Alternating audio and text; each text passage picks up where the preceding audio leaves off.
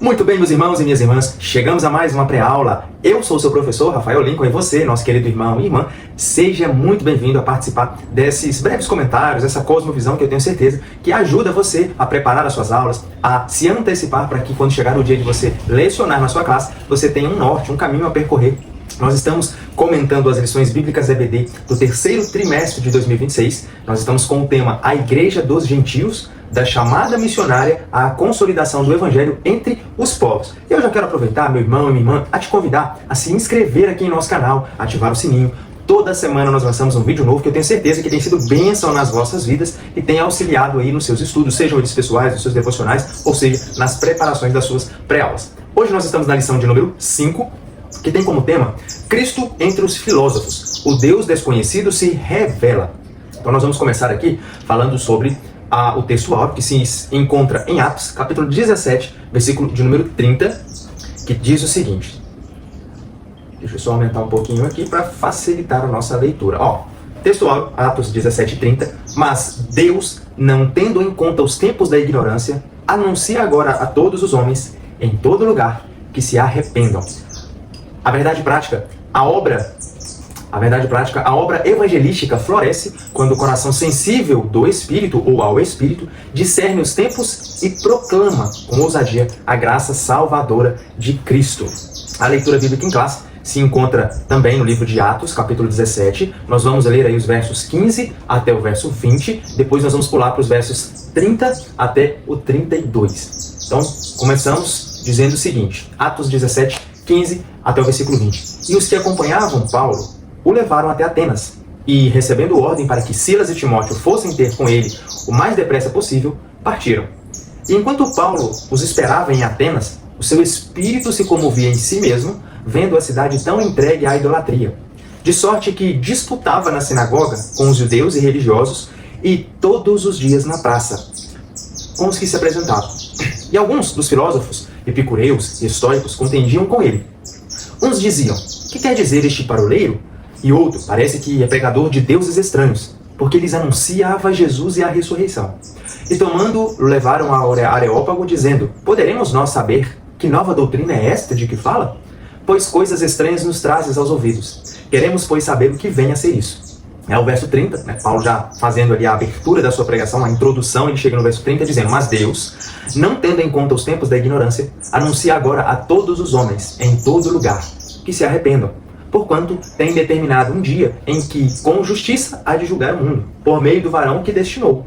E disso deu certeza a todos, ressuscitando dos mortos. E como ouviram falar da ressurreição dos mortos, uns escarneciam e outros diziam, acerca disto te ouviremos outra vez. Então, meus irmãos e minhas irmãs, um tema provavelmente também muito conhecido, talvez você já tenha ouvido falar de Paulo entre os filósofos, de Paulo no Areópago ateniense, na praça ou na Ágora de Atenas. Nós vamos aprender um pouquinho aqui sobre isso. E quando nós olhamos o texto de Atos 17, ali em Atos 17 é onde Paulo ele tem a famosa assertiva sobre os bereanos, que os bereanos, ele pregando em determinada região ali em Bereia, os bereanos eles tinham por costume o que hoje a igreja brasileira não tem por costume, que é o quê? Quando o pregador está falando, pregando ou anunciando as verdades bíblicas, os bereanos, eles estavam o tempo inteiro com as escrituras nas mãos, conferindo se o que aquela pessoa estava dizendo batia com o que estava escrito. Isso aqui, meus irmãos, não é ser muito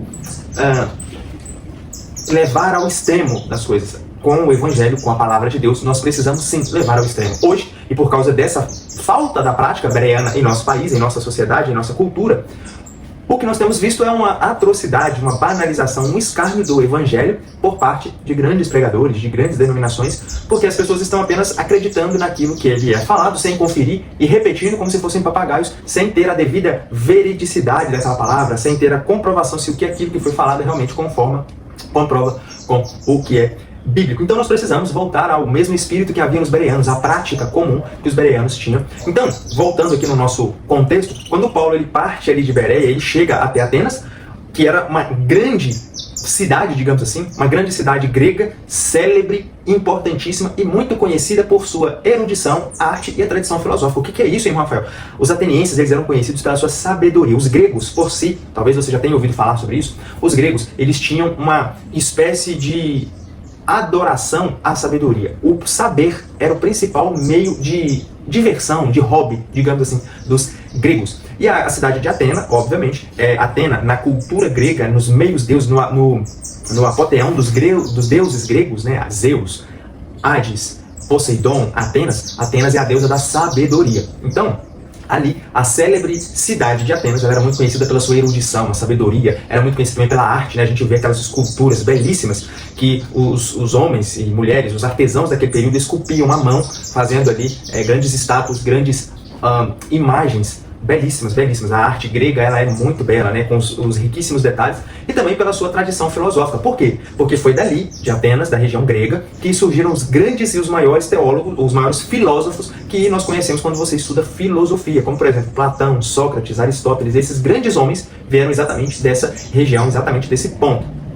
Porém, quando Paulo chega naquela cidade, que ele é levado até aquela cidade, ele chega ali e cheio do Espírito Santo. É por isso que a gente tem comentado nas lições, desde a primeira lição das lições passadas, que o servo de Deus, quando ele está cheio do Espírito Santo, ou quando ele se deixa ser conduzido pelo Espírito Santo, automaticamente o seu coração, a sua mente, a sua alma, ela está ligada, com os olhos espirituais abertos, não com os físicos, os humanos abertos, mas com os olhos espirituais abertos, com a sua sensibilidade às coisas, ao ambiente, à situação, está totalmente mais sensível. Então, quando Paulo chega ali naquela região, ele chega do Espírito Santo e sensível, ele discerne que por trás de toda aquela sabedoria, por trás de toda aquela erudição, arte, argumentos filosóficos, havia corações carentes de conhecer a Deus. Por quê, irmão Rafael? Nós vamos aprender um pouquinho na lição que a cidade de Atenas era uma cidade extremamente idólatra. Extremamente idólatra. O texto bíblico diz isso, que quando Paulo chega ali, ele vê vários panteões de deuses, ele vê várias estátuas de deuses.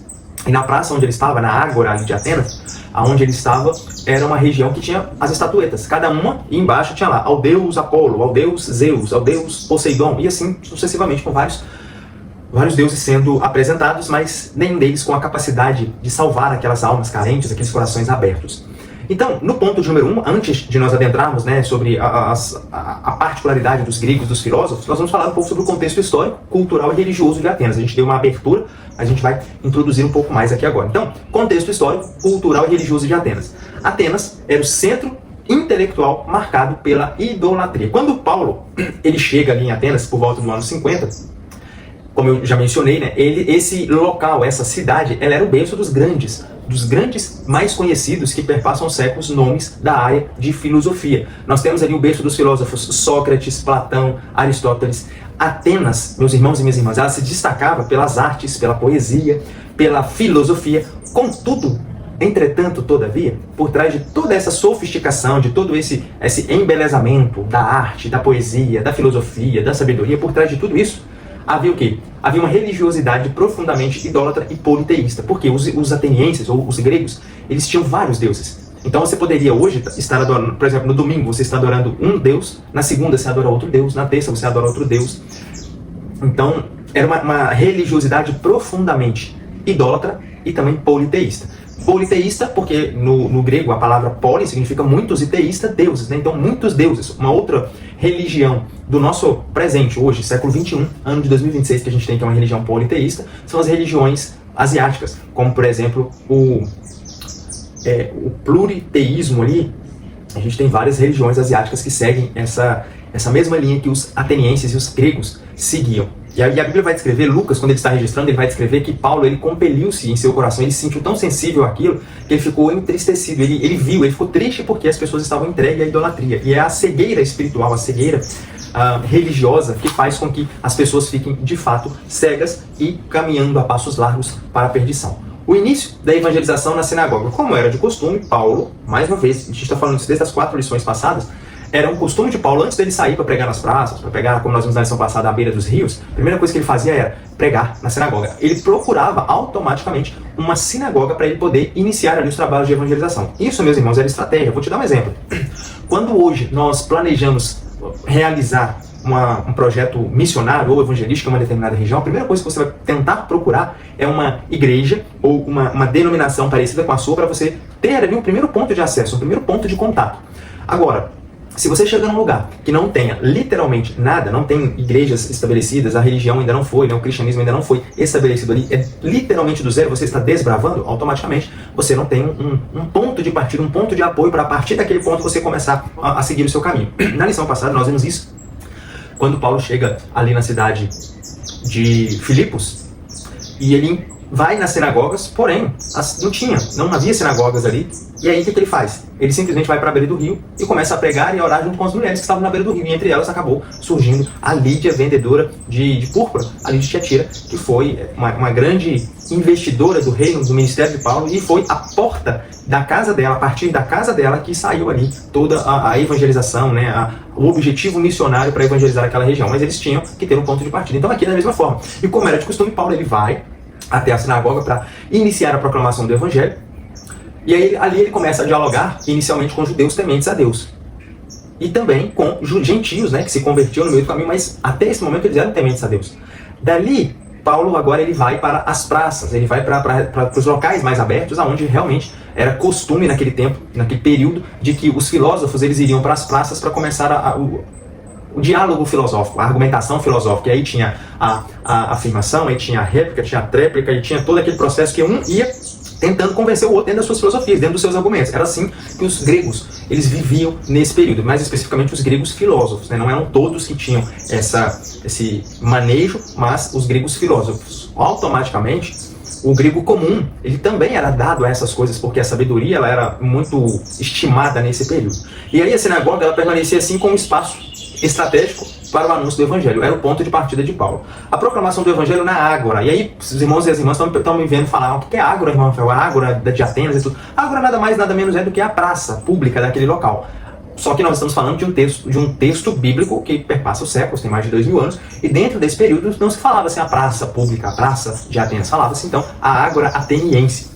Por isso que eu tenho falado dessa forma, até para a gente ter um vocabulário diferenciado, né? Para a gente poder mesclar o nosso vocabulário. E aqui você aprende de forma comum essas coisas mais complexas. Por isso que é bom você recomendar o nosso canal aí para os seus amigos, para os seus irmãos. Clica aqui no botãozinho de compartilhar, vai ali nas suas principais redes sociais, Facebook, Instagram, WhatsApp, os grupos, vai, compartilha e fala assim: olha, esse irmão aqui, o irmão Rafael, bem tranquilo de explicar, fala bem, ele fala umas palavras difíceis, mas ele explica o que significa essa palavra, a gente aprende o que é para a gente melhorar o nosso vocabulário e tentar trazer a luz diferente ali para os nossos alunos, né? Trazer palavras diferentes para facilitar e esclarecer aos nossos alunos. Então, Paulo ele sai então da sinagoga e agora ele vai para essa praça pública que agora você sabe que é a Ágora ateniense. Chegando ali, ele começa...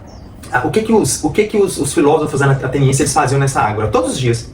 É como se tivessem vários grupos. Então você tem ali, vou exemplificar, tá? Não era exatamente dessa forma, mas é exemplificação para você criar um mapa mental, um vislumbre do que mais ou menos seria.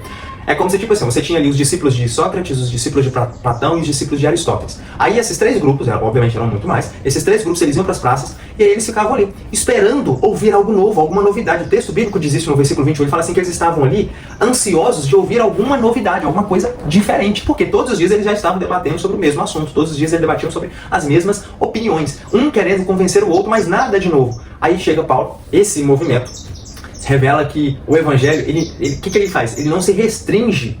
Esse ponto em que Paulo ele vai ali para a praça, esse movimento de Paulo mostra pra gente que o Evangelho ele não está preso entre quatro paredes, entre placas de denominação, entre apenas um local reservado. Ele expande-se, ele é aberto a alcançar espaços religiosos, mas ele também é aberto a alcançar os corações da sociedade, seja numa praça pública, seja através de alguma organização, algum evento, algum ponto específico. Então a gente precisa entender que a proclamação do Evangelho ela não está presa a uma placa, a uma denominação, a uma congregação ou a apenas quatro paredes. Pode ser em qualquer lugar, até mesmo dentro da sua casa, aqui na plataforma do YouTube, na rua, na praça da sua cidade, independente. O Evangelho ele precisa alcançar os corações da sociedade. Então agora nós vamos para o ponto de número 2, os filósofos epicureus e estoicos. Os epicureus, o prazer como finalidade da vida.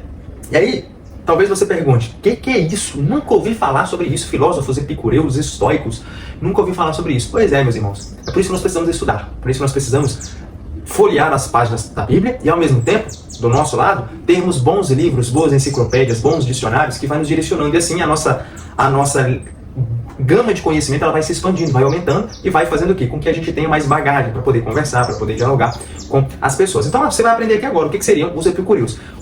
O que seria essa ideia, né? O comentarista ele coloca aqui, só que eu vou tentar simplificar, resumir com as minhas palavras o que seria os filósofos epicureus. É uma palavra diferente, mas não tem nada de difícil nela. Os epicureus, eles são automaticamente seguidores de um filósofo grego. Você lembra que eu comentei aqui no exemplo? Eu falei assim, ó, vocês tinham ali os discípulos de Sócrates, de Platão, de Aristóteles? Aí eu ainda falei assim, ó, é só um exemplo, porque existem inúmeros outros filósofos, tá? Esses três são os mais conhecidos, são os que abriram as portas para a filosofia, digamos assim, são os pais da filosofia. Mas não existiram só eles, existem inúmeros outros grandes filósofos, só que não têm a tamanha relevância quanto esses grandes filósofos. A exemplo disso, eu vou colocar aqui uma comparação. Sabe quando a gente prega sobre os profetas do Antigo Testamento? Dentro da teologia sistemática, você tem a separação desses profetas. Você tem ali os profetas maiores e o que é também conhecido como os profetas menores. Qual que é a diferença, irmão Rafael? Será que os profetas maiores eles eram maiores do que os profetas menores? Não. Isso se dá em relação de relevância do tempo em que eles viveram, da mensagem que eles carregavam, o tempo de duração daquela mensagem. Por exemplo, os profetas maiores, eles tiveram a vida deles inteira para pregoar o evangelho. O tempo estendeu-se de anos e décadas. Quem são os grandes profetas maiores?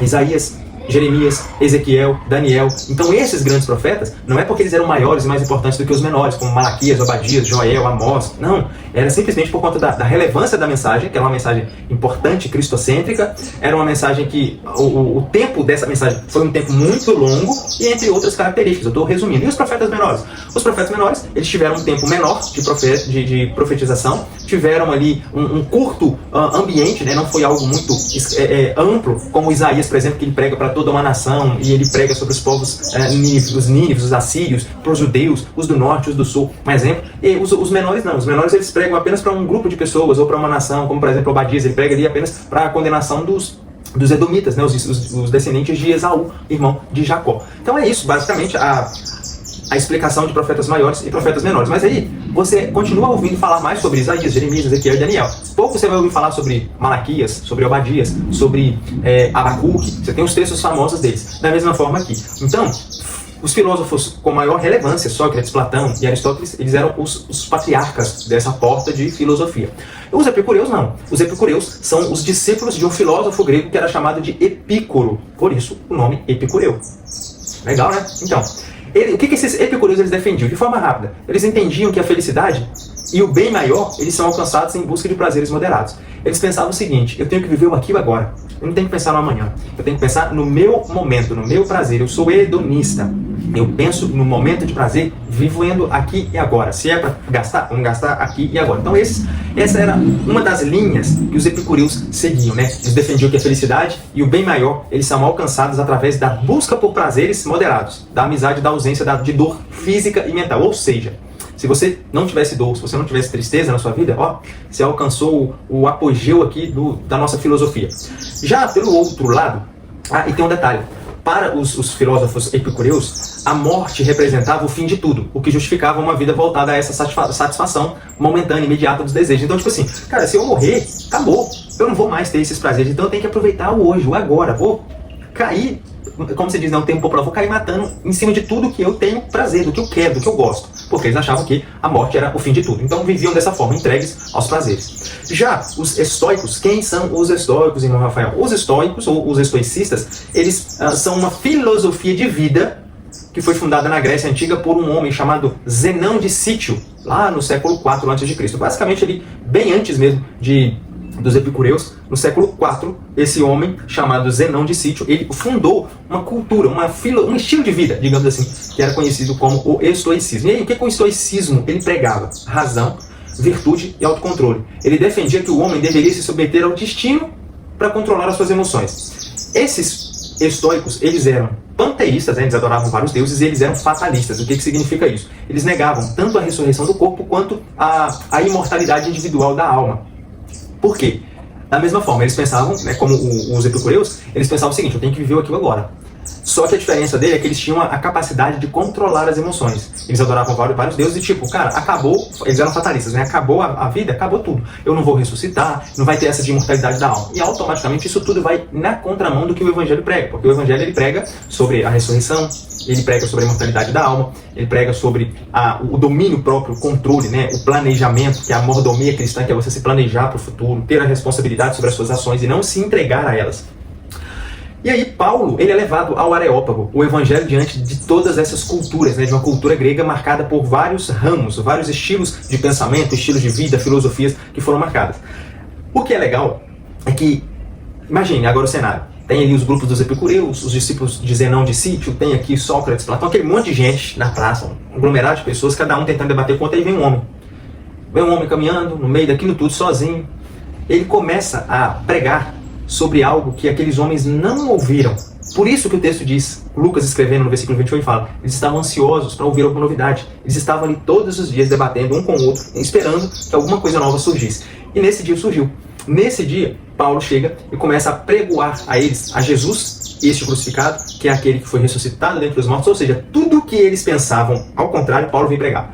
Paulo veio na contramão do que a cultura da época, do que a filosofia da época pregava. É isso que nós temos que viver também nos dias de hoje. Hoje a cultura está dizendo o quê? Está dizendo para você, os números, né, dizem isso, os divórcios estão crescendo, a vontade de se relacionar homem com homem, né, heterossexual tem se perdido, a indissolubilidade do relacionamento conjugal tem sido cada vez menos indissolúvel, está sendo mais dissolúvel do que indissolúvel. A questão da monogamia tem sido pregada de forma errada, né? Agora é o pluriamor, o poliamor, muitos amores. A questão de identidade de gênero, a questão de quem vive, quem morre, tudo isso é o que a cultura está sendo imposta nas nossas vidas e vai de contramão com o que a Bíblia ensina. Por isso, da mesma forma que Paulo, nesse dia, ele foi na contramão de todos os que esses filósofos pensavam e apregoavam, nós também precisamos nos posicionar diante dessas afirmações mentirosas que vivemos no século XXI. Paulo pregando, esses homens viram e falam assim, quem é esse paroleiro? Quem é esse homem falador? O que é esse termo paroleiro? É um outro termo que está dentro do texto bíblico e muitas das vezes a gente lê de forma rápida. Li, mas não entendi e também não quis saber, não quis procurar. O termo paroleiro, ele se refere a uma pessoa que fala muito. Né? É o falar desenfreado, é o tagarela, nos nossos termos linguajários comuns, tagarela, falador, que gosta de conversa fiada ou que conta vantagem. Ele pode até ser conhecido ou sarcasticamente julgado como um embusteiro ou mentiroso. Então, quando Paulo começa a falar sobre Cristo, esses grandes filósofos viram para ele e falam assim, quem que é esse cara aí com essas ideias malucas? Quem que é esse cara tá falando demais? Ele tá se achando. Quem que é esse paroleiro, esse tagarela? Quem que ele tá tagarelando? E aí, todo mundo para de discutir para ouvir Paulo.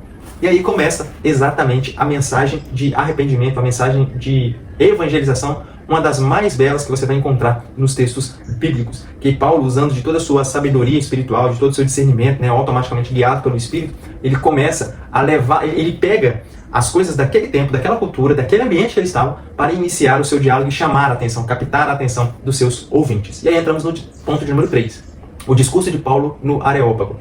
Observações culturais como ponto de contato com o Evangelho. Isso aqui é muito interessante e muito importante. Por quê? Quando Paulo ele chega ali no Areópago de Atenas, ele vê aquele monte de pessoas, cada um falando do que acreditava, da sua filosofia, do seu estilo, dos seus pensamentos. Ele vê em volta, como eu mencionei, várias estátuas de deuses, e embaixo cada uma com um nome. Paulo chegando nesse momento, nesse ambiente, né, ele chega nessa ágora ali e começa a observar. Ele, antes de falar, ele observa. Ele inicia o seu discurso reconhecendo a religiosidade dos atenienses. Olha para você ver. Ele começa a engrandecer, a elogiar a religiosidade daqueles homens, daquela cidade. E ele menciona um altar que foi dedicado ao Deus desconhecido. O que Paulo faz? Olha a sabedoria no momento da evangelização e como ele ganhou atenção. Ele chegou, todo mundo falando, as suas ideias, os seus estilos, e ali tinha as estátuas. Aí ele antes de falar qualquer coisa, ele observa, ele olha para a estátua de Atenas, ele olha para a estátua de Zeus, para a estátua de Hades, vai vendo aquelas estátuas lá dos deuses. Só que ele chega diante de uma estátua que ele tem embaixo assim, ó, ao Deus desconhecido. Inclusive, por trás dessa estátua, existe uma história, uma lenda, para os gregos, né, uma lenda, mas é uma história real, de um homem que havia sido livrado miraculosamente por esse Deus, que nós sabemos, né, não dá um nome, por isso que fala ao Deus desconhecido. Tinha também essa estátua, mas a história desse homem, depois os irmãos e as irmãs procurem aí a história da estátua do Deus desconhecido, de Atos 17, esse homem, ele dá-se a entender, a história, né, a lenda grega desse período, de que ele foi salvo pelo Deus ao qual nós conhecemos. Porém, como é um Deus que não tem forma, não tem aparência, ele não tem essa ideia politeísta, eles não souberam nomear. E aí colocaram o nome dessa estátua de ao Deus desconhecido. Paulo, vou pregar sobre esse Deus aqui, ó. Atenienses, eu tô vendo aí que vocês têm vários deuses, né? Atenas, Apolo, Hércules, vocês estão tendo esse monte de deuses aí, mas eu queria falar com vocês sobre um desses deuses, sobre esse Deus aqui, ó. Ele aponta para a estátua ao Deus desconhecido. E aí é que entra a sabedoria e a estratégia de Paulo para poder ganhar a atenção dos ouvintes. Vai totalmente na contramão do que a gente vê hoje, né, nos dias de hoje. Hoje em dia as pessoas elas estão preocupadas em fazer podcasts de confronto, de conflito. Podcasts que você coloca ali. Aí você vê um cristão contra 30 ateus. Um exemplo, né, um macumbeiro contra 30 cristãos. Um assim contra X e vai. Coloca. E aí eles já começam um atacando o outro e no final não sai nada de bom. Aquilo ali só piora a situação, parece. Não tem argumentos, não tem uma discussão saudável. Paulo aqui ele poderia chegar e falar assim, vocês são tudo idólatras, seus religiosos, seus falsos. Ele poderia começar assim. Só que Paulo, ele usa da sua sabedoria para... Eu estou numa cultura diferente. Eu estou no meio de povos que vivem isso todos os dias, que já cresceram ouvindo isso todos os dias. Então eu não posso chegar aqui e começar a confrontar, a colocar para eles, olha, se arrependam porque vocês estão indo para a perdição e tal. Não. Ele começa pegando ponto de partida a própria cultura deles. Então ele chega, em vez de confrontar esses filósofos, essas pessoas que estavam ali de forma direta a essa idolatria, que é o que o cristianismo prega, né? A gente não pode ser idólatra, só há um Deus. Então ele poderia chegar confrontando, mas em vez de fazer isso, ele resolve não confrontar diretamente esse pecado grave, que é o pecado da idolatria, e ele utiliza esse elemento para quê? Esse elemento cultural como um ponto de partida para anunciar o Deus verdadeiro. E aí é onde ele começa, faz uma das belas exposições dizendo, o mesmo Deus, esse Deus que está aqui é o Deus que criou os céus, que criou a terra, que criou os mares, que criou os animais, que criou a natureza, que criou eu, que criou você. E ele começa a apregoar esse Deus, apresentando ele como Deus criador, como Deus fundador de todas as coisas. O Deus criador, sustentador e senhor da história, que é onde ele vai culminar. Ele começa mostrando que ele era aquele que criou, aquele que sustém todas as coisas, e aquele que continua desde o início até hoje a desenhar, a escrever, a ser o senhor da história. Ele começa a fazer essa pregação belíssima.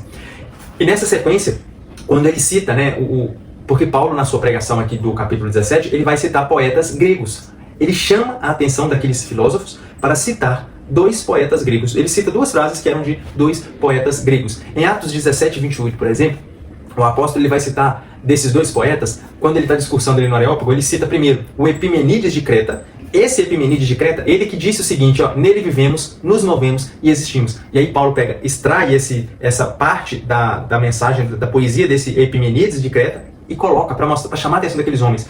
Na hora que aqueles homens ouvem essa frase, nele vivemos, nos movemos e existimos, automaticamente a mente deles pensa, cara, esse pregador, esse paroleiro aqui, ele não é uma pessoa iletrada, ele não é uma pessoa leiga, ele sabe o que ele está falando, ele está citando aqui Epimenides de Creta. E aí ele pega outro filósofo, outro poeta grego, que vai falar, que é o Arato de Sólis. Ele vai falar o seguinte, pois também somos sua descendência, ou sua raça, que é uma outra parte que ele extrai do poema desse Arato de Sólis e coloca para essas pessoas. Então olha o que Paulo faz. Paulo, ele prega o evangelho, ele usa a própria filosofia grega para atrair a atenção, a própria religiosidade grega para atrair a atenção. No meio da sua pregação, ele cita frases dos próprios gregos que condizem com a mensagem que ele está dizendo, exatamente para colocar ainda mais peso na mensagem, para eles ficarem ainda mais atentos.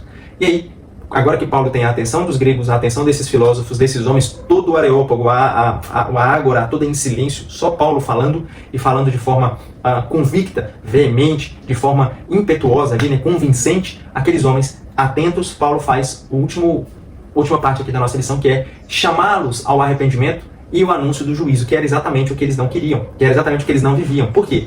Lembra, nós falamos, essas filosofias, elas pregavam o viver o aqui e o agora. Então para que eu vou me arrepender? Se eu morrer, acabou tudo. Eu não tenho por que me arrepender, eu tenho que aproveitar ao máximo. Para que me preocupar com o anúncio do juízo final, a condenação de todas as coisas, se depois que eu morrer, tudo acaba, é o fim de tudo. Então Paulo faz uma chamada ao arrependimento para eles mudarem a sua mente, a sua forma, a conduta de vida, e também traz uma informação sobre o juízo. Nesse dia, esses filósofos, eles tiraram uma sorte grande por estarem naquele lugar e receberem esse grande homem de Deus, cheio dessa mensagem do Evangelho que despertou neles a atenção. Então Paulo, ele faz essa pregação, ele traz essa mensagem salvífica de arrependimento e de juízo, e a reação ela é mista, a reação ela é diversa. Algumas pessoas começam a escarnecer, a zombar de Paulo, falar, esse cara aí está viajando, esse cara aí não sabe nem o que ele está falando, vai falar de arrependimento, falando de juízo.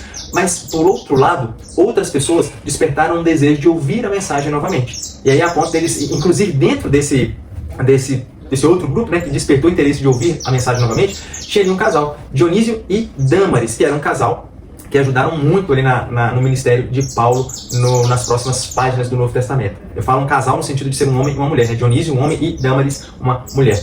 Eles estavam ali também ouvindo essa mensagem. E o discurso de Paulo no Areópago, ele ensina que o cristão ele deve anunciar o evangelho com coragem, com fidelidade, com respeito e sensibilidade cultural.